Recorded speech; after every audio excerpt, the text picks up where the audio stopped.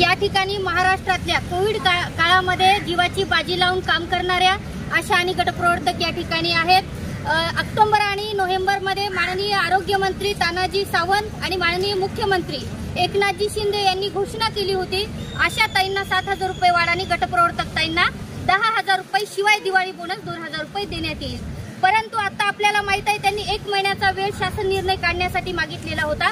जवळपास 3 महिने उलटून गेलेले आहेत। महाराष्ट्रातल्या आशा आणि गटप्रवर्तक संतापलेले आहेत। 9 तारखेला आदरणीय मुख्यमंत्री साहेबांचा वाढदिवस होता। वाढदिवसाला शुभेच्छा देऊन काहीतरी रिटर्न गिफ्ट घेऊन जावं या आशेने या आशा आणि गटप्रवर्तक आलेल्या होत्या। परंतु परत साहेबांनी आदरणीय मुख्यमंत्री साहेबांनी 10 दिवसाचा वेळ मागितलेला आहे। मागच्या कॅबिनेट बैठकीमध्ये त्यांनी प्रधान सचिव मुख्य प्रधान सचिव यांच्या अध्यक्षतेखाली एक समिती नेमलेली आहे। तो समिती आपला प्रस्ताव तयार करत आहे। येणारी कॅबिनेट हे मंगळवारला होणार आहे असं आम्हाला सांगण्यात आलेलं आहे। मंगळवारच्या कॅबिनेट बैठकीमध्ये आमच्या ज्या मागण्या आहेत तुम्ही घोषणा केलेल्या आहेत त्याचा शासकीय निर्णय करावा ही आमची प्रमुख मागणी आहे। आम्ही आल्या पायाने वापस जाऊ, अन्यथा हे आंदोलन तीव्र होईल। कारण घोषणा तुम्ही केलेली आहे त्याची अंमलबजावणी करा हे आम्ही सांगतोय।